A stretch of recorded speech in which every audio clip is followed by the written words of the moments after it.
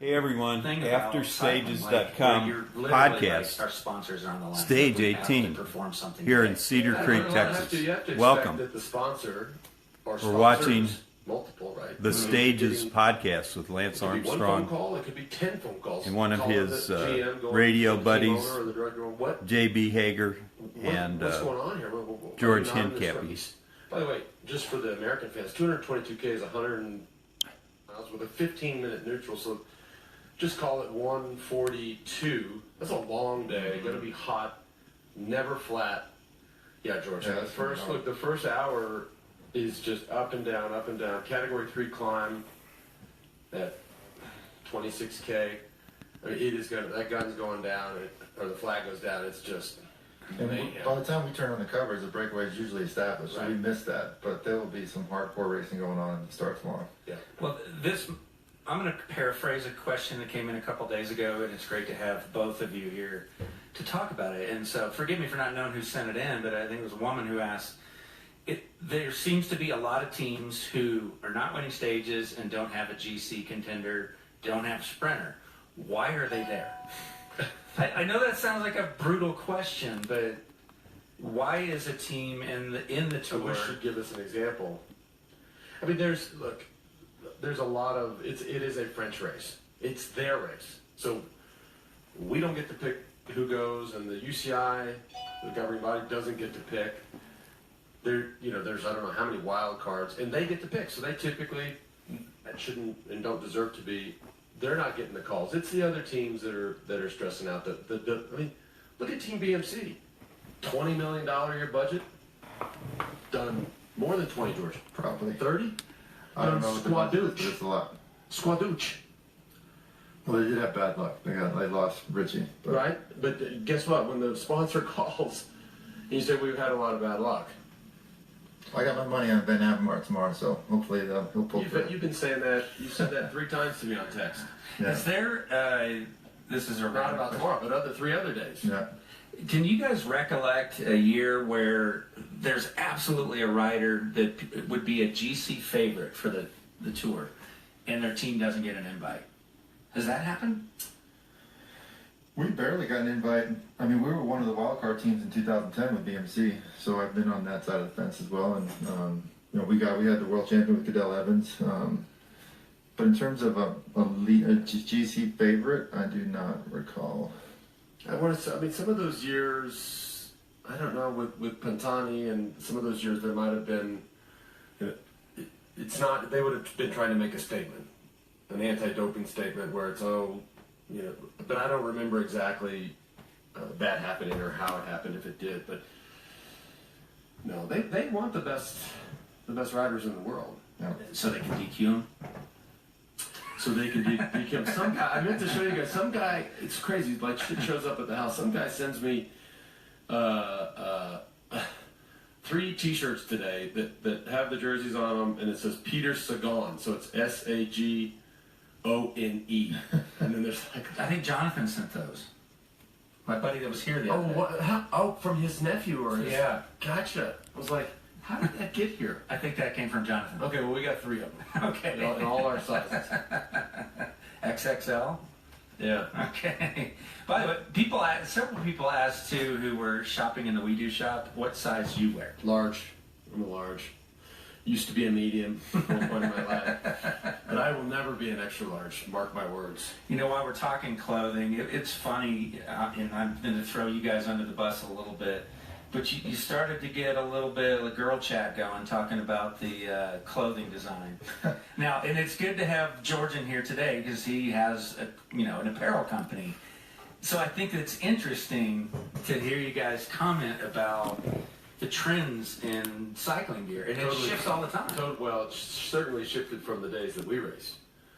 I mean, you'd have never caught us in a skin suit, an aero suit on a road stage. There's They pretty much all wear them. now they all do. Mm-hmm. And somebody asked, maybe it was you, like, how do you take a leak? Right, if you have a skin suit on, or Dylan, I think Dylan asked. Yeah. It's a good question. I mean, because nobody takes a leak in the time trial where they're wearing the skin suit, but they've got them built up so that they can access certain things, I guess. You make clothes, I don't know shit. I mean, I wear the same baggy stuff I always wore. Yeah, you do. I know that. But yeah, they have a hole in the front of the jersey, and they can do their business when they need to. Are you guys shocked at how many people ask about doing the business on a bike in your 30 years of doing it? No. No, You still get asked it all the time. It's just, it's mind-boggling how many people ask, how do you pee on a bike? Yeah. takes some time to learn, but you have to learn as a pro. You guys were also talking, you didn't really bite on that, saying that you were talking like girls about the apparel.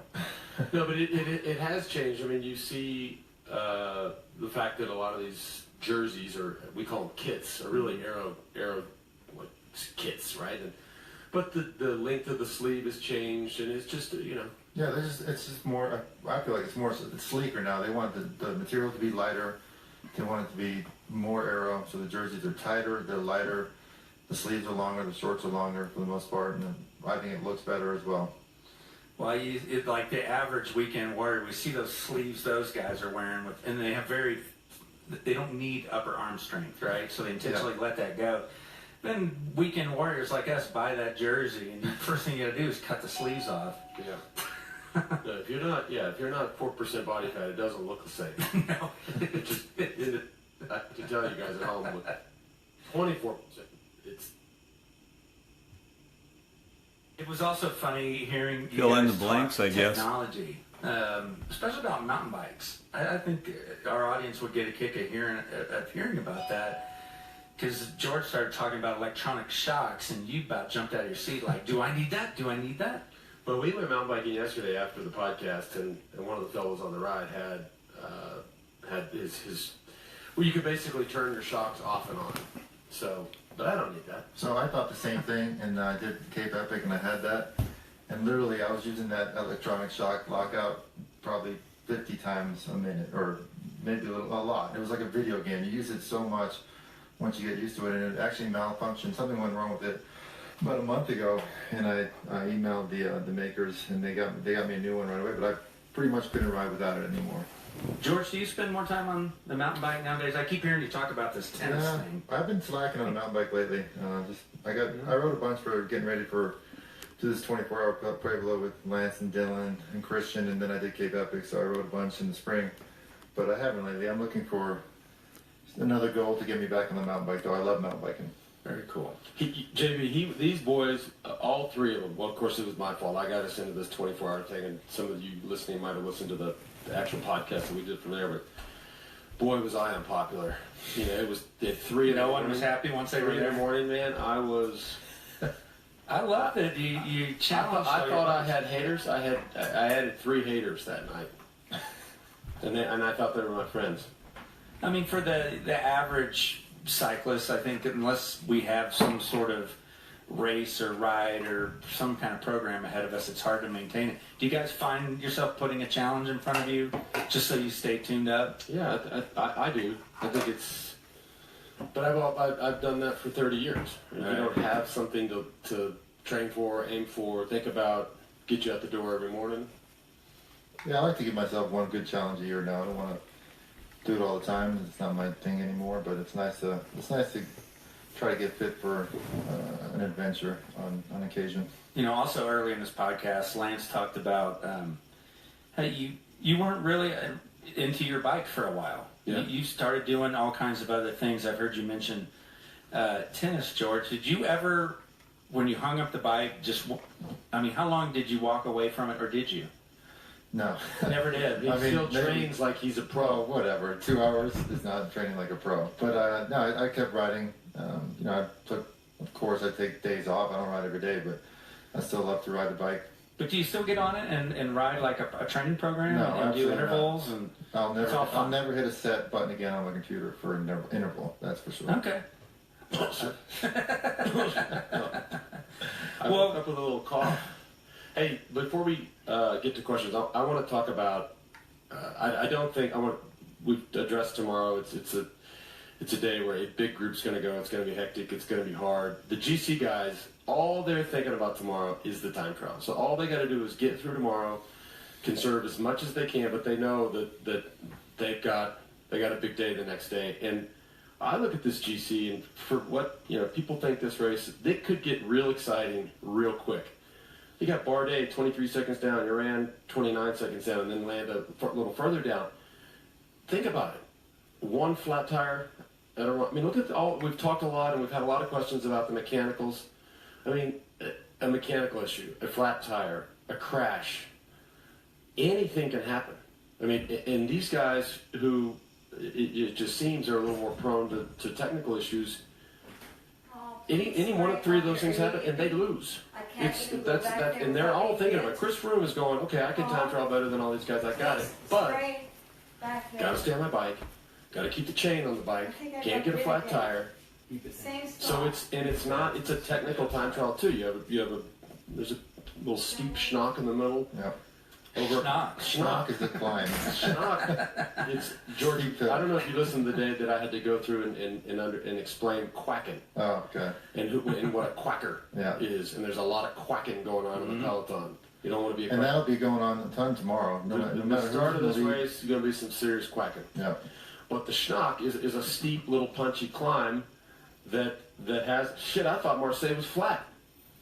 Do we know if those are actually real words, by the way, or that's just something that's like real Belgian word or? Well, we grew up racing with all Belgians, and the staff was Belgian. I thought they were real words. Whatever. There are.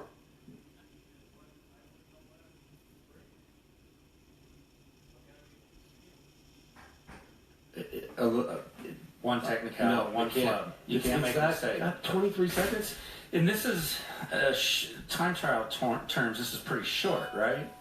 Does that? It's very short. Right. It's 22 kilometers. Like Froome would probably rather see a long one, take less risk, and grind it out with his talent. Right? Well, he's a better time trialist than Bardet for sure. Iran is yet to be seen. He's done good time trials in the past.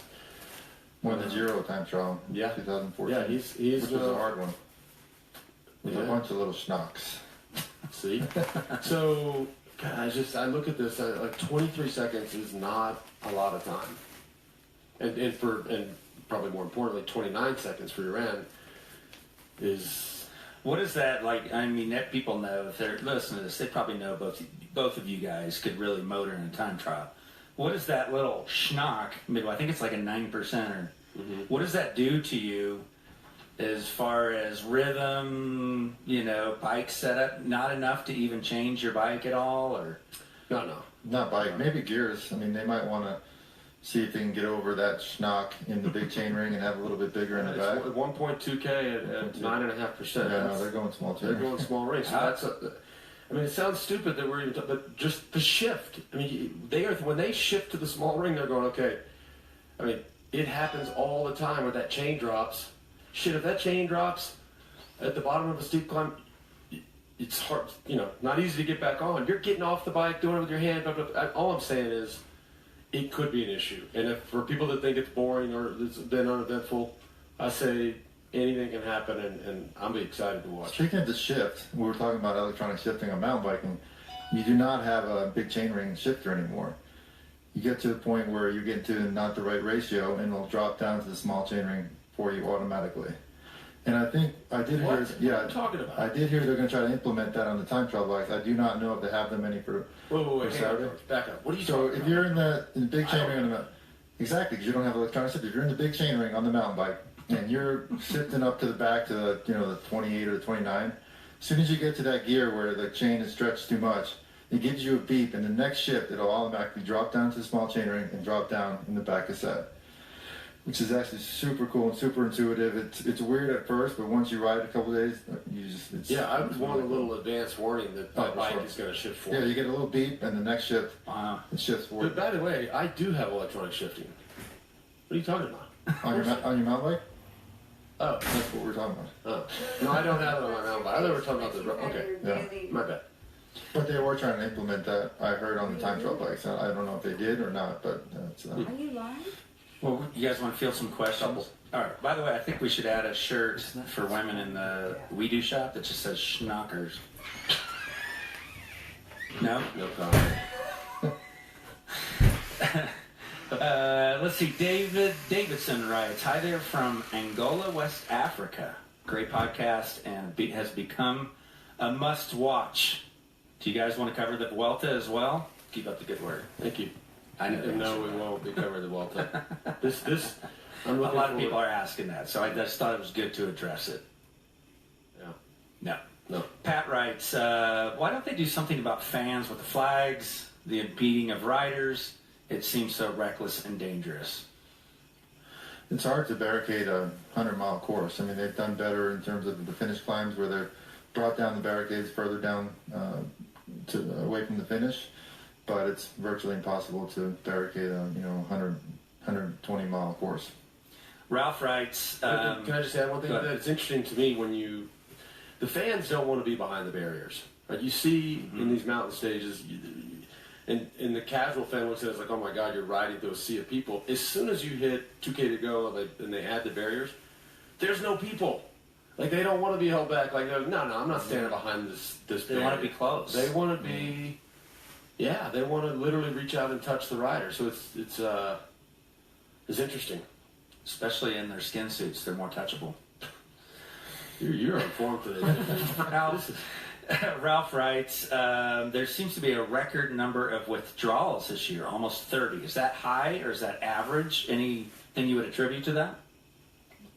I would say it's average. I think it's average. I've seen three-week wait race. Yep. Crashes, illnesses. It's pretty average, I would say.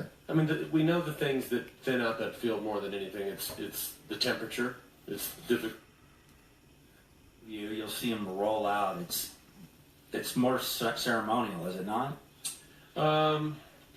Yeah. So it's the race, the tour. They want all the jerseys represented on the start line. So they'll have the yellow, the green, the polka dot, the white on the front row, and then they'll inevitably there's all the local mayors there and they're shaking hands and it's all good. But as I talked about a second ago, every day has a neutral, so you could start dead ass last, and that and the neutral's slow. It's not nobody's jockeying for position in the neutral necessarily, but you could. There's no incentive to be in the front, and there's certainly no other than those jerseys being represented. There's no call up, right? Like you would. Well, unless you're planning to attack at kilometer zero, then you're going to go line up early and start right behind the jerseys. If it was a short neutral, Yeah. But a lot of people don't know that it's more like a rolling start. Like That's right. The flag drops, and what do they do? What do they do when it starts after the neutral? Skating They line. wave the flag. They just move out of the way. Yeah, they just get out of the way. Well, I don't know what they do now. Back in the day, the director of the tour would wave a flag out of the top of the sunroof of the car, the lead car. They still do it. Still do that? And if someone gets a mechanical in that neutral zone, they'll wait till he gets back before they drop that red flag. Okay. Runab writes, why is George sitting back there like they're getting punished by a teacher? That's not a question for me. I don't think we have room for me to sit I was anywhere just else. going to say, we got to snuggle up around. I'm not spooning Lance for the podcast, so I got to sit back here. And a lot of people have asked about this for you, Lance, to share the story of that famous descent where Balaki went down and you went for the hills. This is really good. Luckiest, one of the luckiest things that ever happened to me. Yeah, this is incredible, this story. There's no explanation for how that unfolded. I mean, it was terrible what happened to Baloki and the fact that he, on that day, which was so hot, in those roads that were, literally the tar was bubbling up, so there's nothing he could have done. When that tire caught the tar, it was like, it just grabbed it. It just stuck. And so he high-sided, right? Typically when people crash, they fall to the inside, slide more. When that caught that tire, he went all the way to the left side, high-sided, and the impact was tremendous. I'm sitting right behind him, and it was a fast, nervous downhill. And I'm going, all right. Then I'm thinking, obviously, I have to think fast. I'm like, all right, I either hit this guy, I can't go right, because there's no way I could get the bike to go right. I'm like, all right, I have to go left. And so when I went left, everybody thinks and remembers about riding through the field, but if you go back and look at the footage, the way the farmer got into that field every day or whenever he went in, he had created, there was drainage ditches all along the side of the road. In and out of there. Well, what are the chances? I mean, if that crash happens 20 yards sooner or 20 yards later, I'm head first into the ditch, and it is unsavable. Mm-hmm. I mean, it would have been a terrible crash. That was career end or for below? Yeah, he never recovered.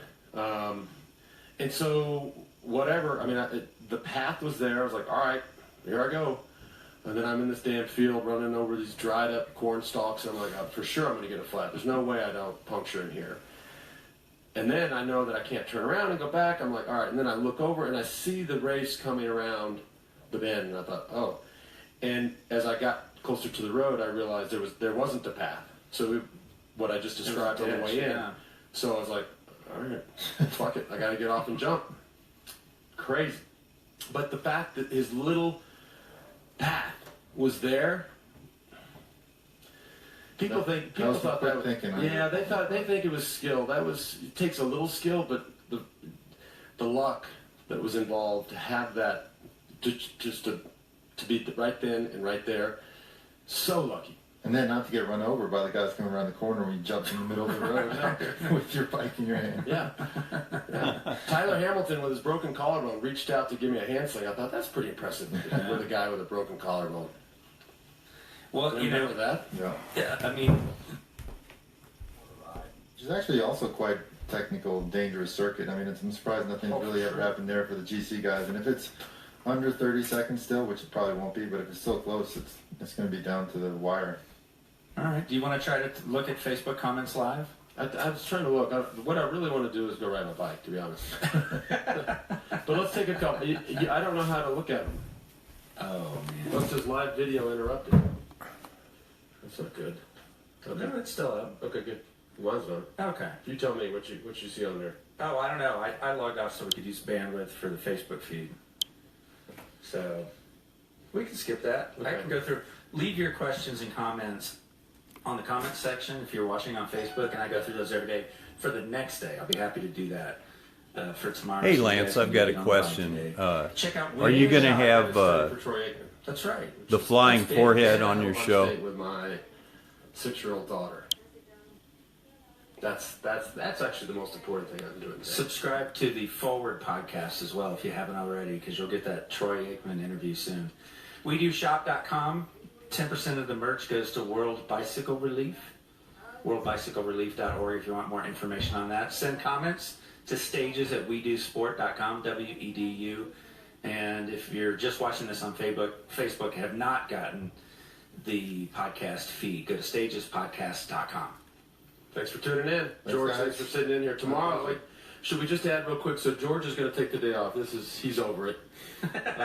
Tomorrow, our mutual friend and old teammate and good buddy of ours, Dylan Casey's going to sit in and talk about a lot of other things, different things, and just stuff that I listen to Dylan talk about, just sitting around the kitchen or watching the race that I find fascinating.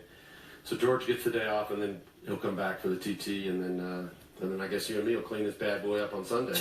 All right? Maybe over mimosas. Rosé. Rosé all day. All right, thanks, y'all.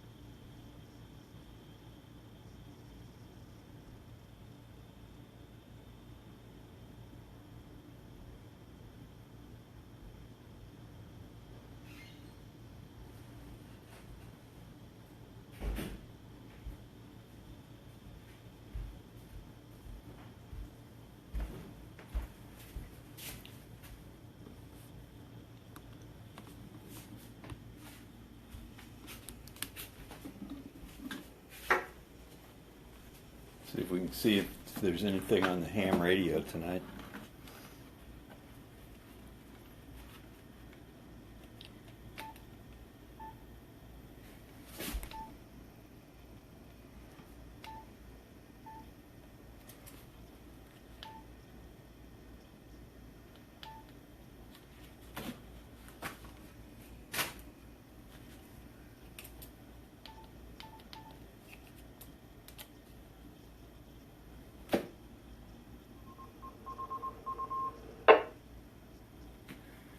KA6 ATN.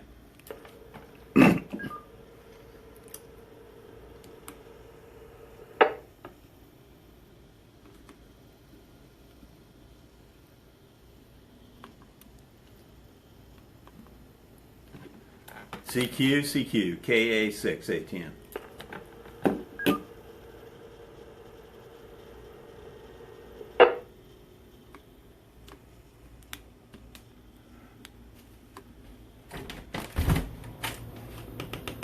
Nobody's around on the radio right now. Nobody's around. See what's going on out and about tonight. We'll go out and about.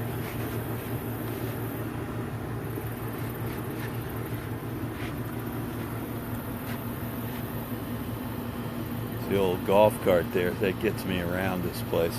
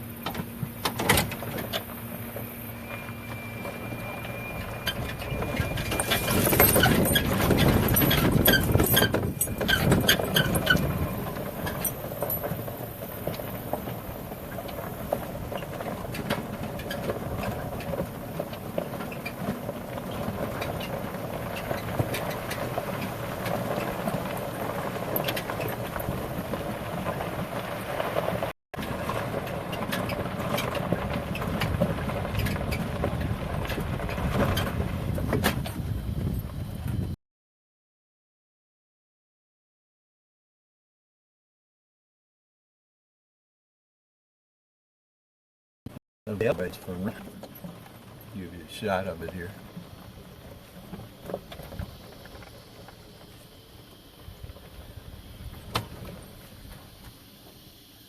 Very similar to the one Lance was using in his podcast.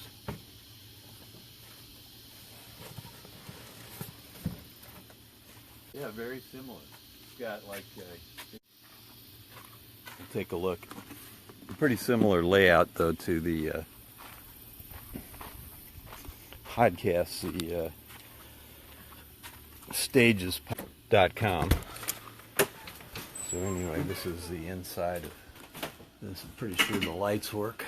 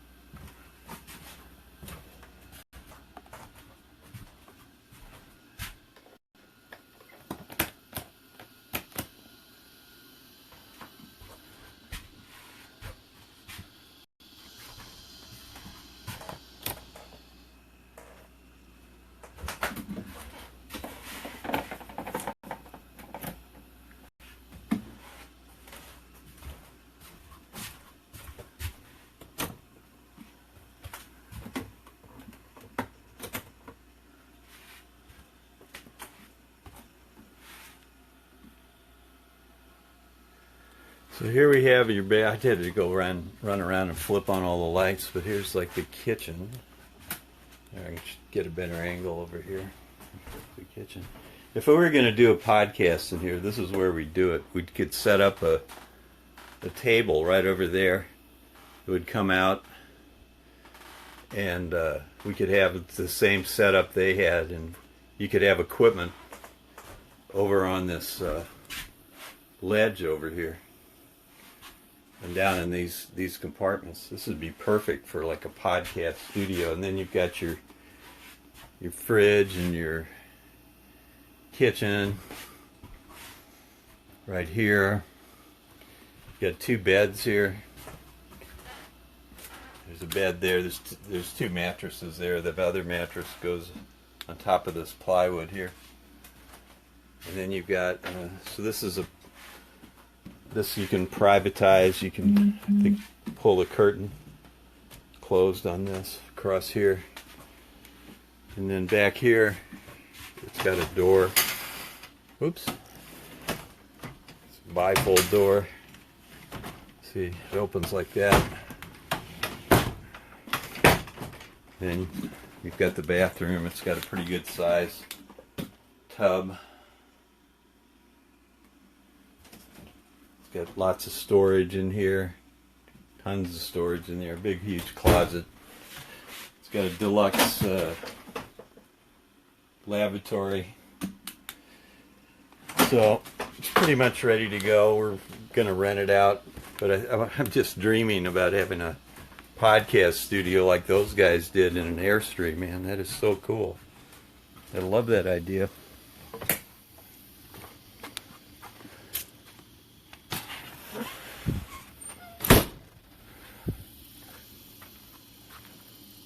Back to going mobile here.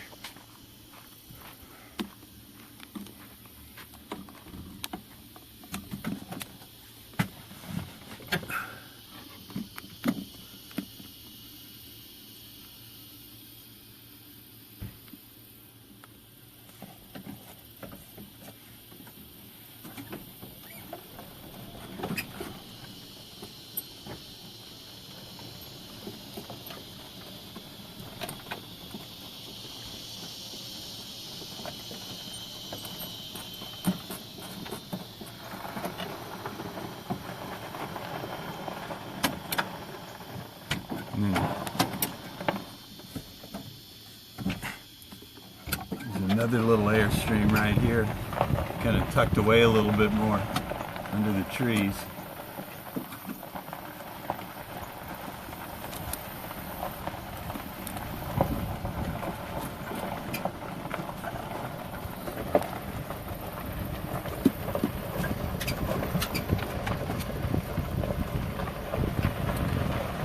Down that way is a small home village down that road, about a quarter mile.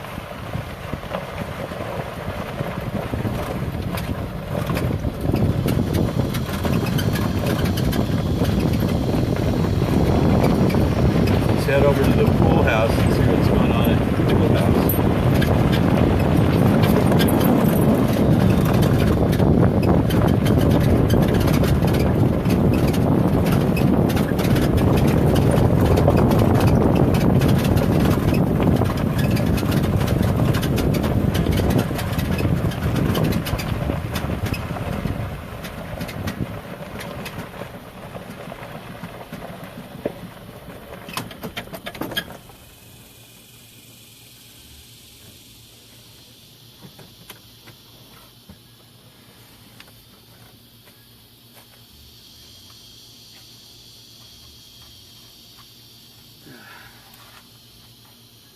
So Lance gave a good podcast. I learned a lot. It's interesting about the sticky bottle. I thought that was funny. They were talking about the rider comes up to get a bottle, and they both hold on real tight, and the guy in the car floors it to give him an extra boost. There's and it looks like pretty much. Room, but there's like 4 or 5 other riders that could all get in there, and like Lance was saying, anything can happen. You could have a crash, or you could have a bunch of stuff happen.